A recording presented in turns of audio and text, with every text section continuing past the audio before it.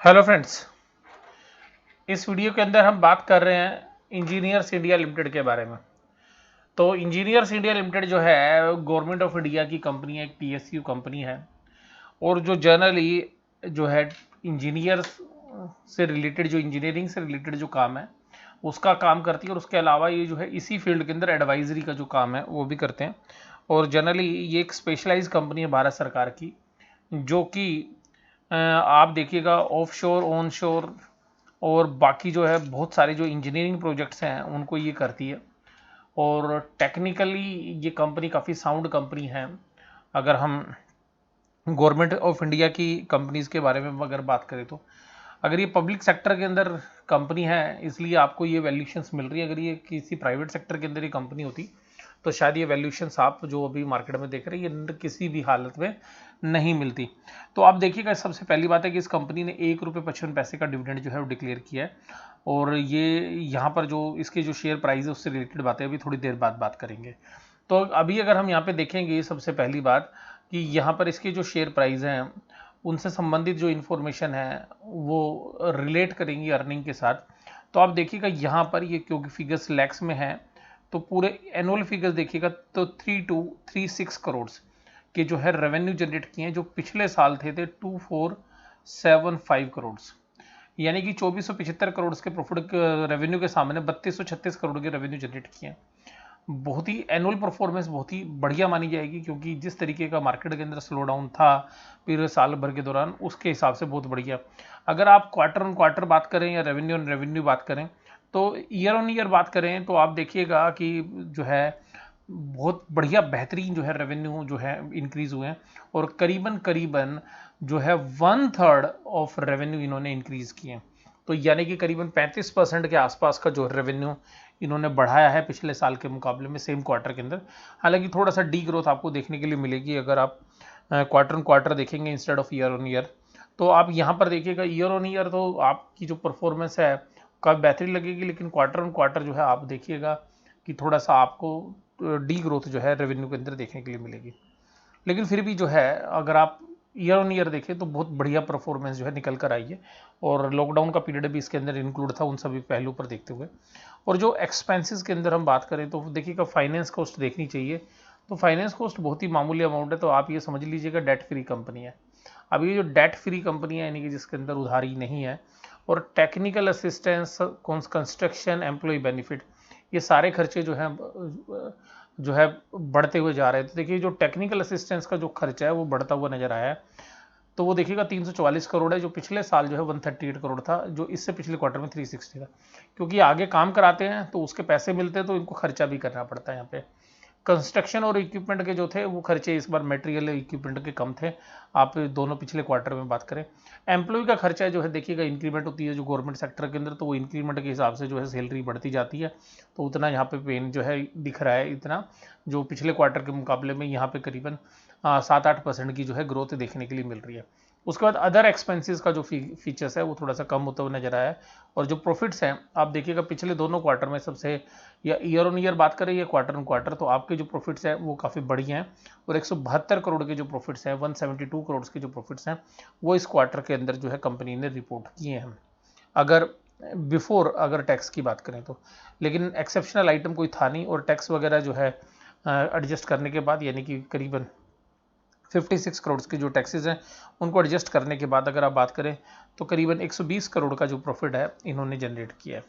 और 120 करोड़ के प्रॉफिट के अंदर जो है अदर कम्प्रिहेंसिव इनकम को मैं अभी आपके साथ शेयर नहीं कर रहा हूँ। तो आप देखिएगा पूरी ईपीएस की जो फिगर्स है वो ₹1.90 आ रही है।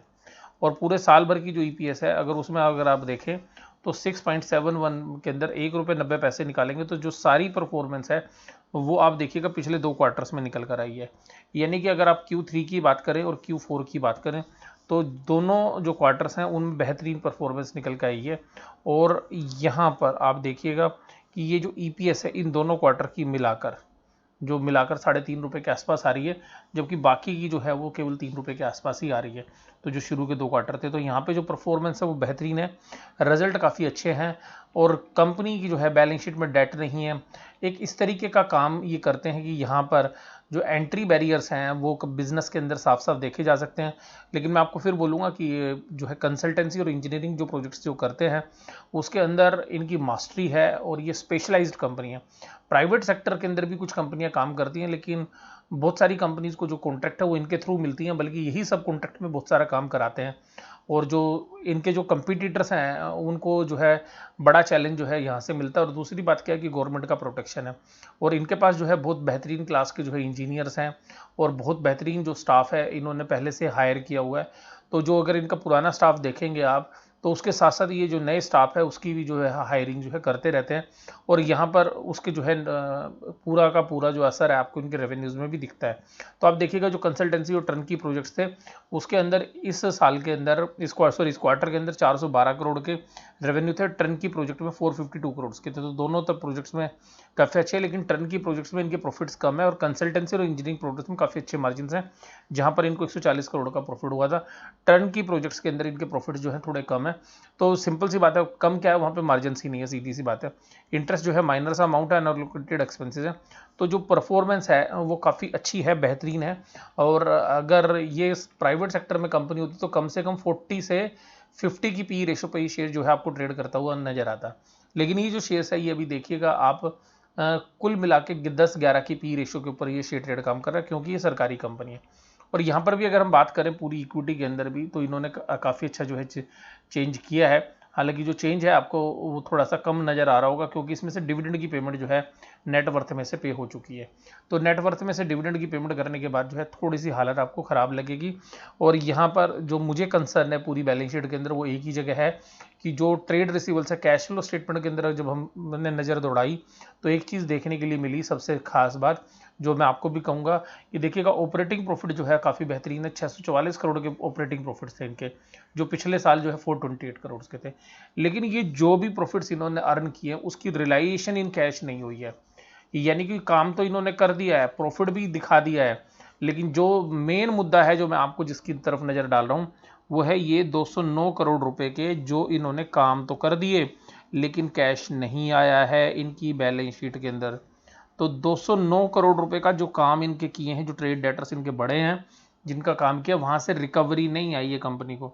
यानी कि बैलेंस शीट में कंपनी ने प्रॉफिट तो दिखा दिया है, लेकिन 209 करोड़ रुपए का आप देखिएगा जो ट्रेड रिसीवेबल्स की जो एडजस्टमेंट है वो आपको ये बता रही है कि जो 209 करोड़ रुपए वो पैसे आपके पास नहीं आए हैं। और ट्रेड रिसीवेबल्स की ये जो फिगर है इसकी वजह से आप देखिएगा कि पूरे बिजनेस के अंदर जो कैश है इस साल बढ़ा नहीं है, कैश घट गया है। तो अगर सारी एक्टिविटीज़ में देखिएगा तो कैश जो है बिजनेस के अंदर, जो पिछले साल जो है 213 करोड़ का जो कैश था, अब वो बैलेंस शीट में केवल 25 करोड़ का कैश रह गया है। तो ये जो कैश है ये कैश कहाँ पर चला गया? काम तो किया आपने लेकिन डेटर से रिकवरी नहीं हुई। That is a cause of concern. यही कंसर्न का जो है कारण है। अगर आप इसको नॉर्मली देखते रिजल्ट ईपीएस के फ्रंट पे तो आपको बहुत अच्छे लगते हैं, और मुझे इसी फ्रंट के ऊपर, क्योंकि ये जो डेटर्स हैं इसकी रिकवरी नहीं आई है, ये जो 209 करोड़ के डेटर्स हैं, तो आप देखिएगा आपके जो प्रॉफिट्स हैं वो प्रॉफिट तो दूसरों के हाथ में पड़े हुए हैं अभी तक। यानी कि जो डेटर्स हैं, यानी कि जिनको आपने उधार काम किया वहाँ से रिकवरी नहीं आई है आपके पास। यही मेरा जो है कॉज ऑफ कंसर्न है। और अगर आप वैसे अगर आप देखते पूरी फाइनेंशियल स्टेटमेंट तो आपको बहुत अच्छे रिजल्ट्स दिखते और आपको जो प्रॉफिट्स हैं वो काफ़ी अच्छे जो है नज़र भी आ रहे हैं। लेकिन अब वो प्रॉफिट्स जो है, मैं आपको सिंपल सी एक ही बात बोली कि अगर प्रॉफिट्स कैश में नहीं आया, अगर आपके 119 करोड़ की जो है प्रॉफिट है लेकिन वो आपने उससे ज़्यादा तो जो है उधार बांट रखा है, अब वो पैसा गवर्नमेंट कंपनी है तो एक डाउट और बहुत बड़ा होता है कि ये कहीं किसी रिलेटिव्स को जो है या किसी डायरेक्टर्स के रिलेटिव्स को, कि या कुछ ऐसी कंपनीज में तो नहीं है जहां पर कि रिकवरी करना इनके लिए जो है मुश्किल हो जाए। तो देखिएगा इस कंसर्न के साथ मैं आपको सीधी सी बात बोलूँगा, मैंने कैश फ्लो स्टेटमेंट में से एक जो चीज़ सबसे पहले आपको निकाल के दिखाई है वो सीधी सी बात मैंने आपको यही जो है कंसर्न जो था वो मैंने सबसे साफ पकड़ लिया। क्योंकि आप इसको एज ए रिजल्ट आप देखते तो आप ईपीएस के फ्रंट पे या कंपनी को डेट फ्री के फ्रंट पे देखते तो आपको बहुत बढ़िया रिजल्ट आते। और इसके अलावा जो है डिविडेंड भी जो है कंपनी ने 1 रुपये 55 पैसे का दिया, इसके पहले भी वो है इंटीम डिविडेंड दे चुकी है कंपनी। तो हालांकि सरकारी कंपनी है, इसमें ऐसा कोई ज़्यादा दिक्कत है नहीं। लेकिन मैं आपको सिंपल सी बात यही कहूँगा कि मुझे जो है ये जो डेटर्स की वैल्यू बढ़ी हुई है और जिसकी कैश रिकवरी नहीं हुई है, यही एक कंसर्न है। इससे संबंधित, तो आप देखिएगा अगर आप इसके कंसर्न आपको नहीं है। और सीधी सी बात है, शेयर का प्राइस भी यहाँ पे देखिएगा 61 रुपीज़ और 70 पैसा था, जो अभी बढ़कर आप देखिएगा 79.9 हो चुका है। तो अल्टीमेटली जो है यहाँ पर जो ये मैं आपको सब प्राइस बता रहा हूँ, मई 27 के जो प्राइस थे वो 61.70 थे। तो आप देखिएगा एक महीने के अंदर जो प्राइस है वो यहाँ से भी करीबन 30 से 40% जो है बढ़ चुके हैं। तो करीबन 30% के आसपास के प्राइस पहले ही बढ़ चुके हैं। तो अब इसमें कितनी अपसाइड बाकी है ये कहना थोड़ा मुश्किल होता है। अगर वैल्यूएशन प्राइस देखेंगे तो कंपनी का अभी भी जो शेयर्स की वैल्यूएशन है वो 11 की पी रेशियो के ऊपर ट्रेड कर रही है। और अगर आप इसको पी ग्रोथ से बात करेंगे, पैग रेशियो जो वो भी बिलो 1 है। तो उन सभी पैरामीटर्स पे कंपनी बहुत बेहतरीन लगती है, सब कुछ बहुत बढ़िया है। बस अब ये मुझे दिक्कत बस एक ही चीज़ में है कि जो माल आपने बेचा है, जो सर्विसेज आपने दी हैं, जो प्रोजेक्ट्स आपने लगाए हैं, वहाँ पर आपको कैश की रिकवरी नहीं हुई है। तो ये जो है मेरे कंसर्न है। और वैसे आप देखिएगा तो बहुत परफॉर्मेंस अगर आप देखेंगे, अगर ओवरऑल बेसिस पे एक्यूरेल सिस्टम पे जो आपने कमाया है वो तो बहुत बढ़िया है, लेकिन कैश आप बैलेंस शीट से जो है अपने हाथ में ना ला पाए, और जो डिक्रीज हो गया आपको कंसोलिडेटेड बेसिस के ऊपर, जो कैश के अंदर जो डिक्रीज हुई है आपकी वैल्यूज, वहीं पर मेरे कंसर्न है। तो रिजल्ट आप देखिएगा, मैंने आपको समझा दिया, आप इसका एनालिसिस आप खुद करिएगा कि आप ऐसी कंपनी को कैसा समझते हैं जो प्रॉफिट तो कमा रही है लेकिन डेटर से पैसा वसूल नहीं कर पा रही है। तो इन्हीं पैरामीटर के साथ जो है मैं इस छोटे से एनालिसिस के साथ जो है ये वीडियो समाप्त करता हूँ। वीडियो कैसी लगी आप जरूर से जरूर मुझे आप कमेंट बॉक्स में बताइएगा। वीडियो देखने के लिए धन्यवाद। Thank you very much.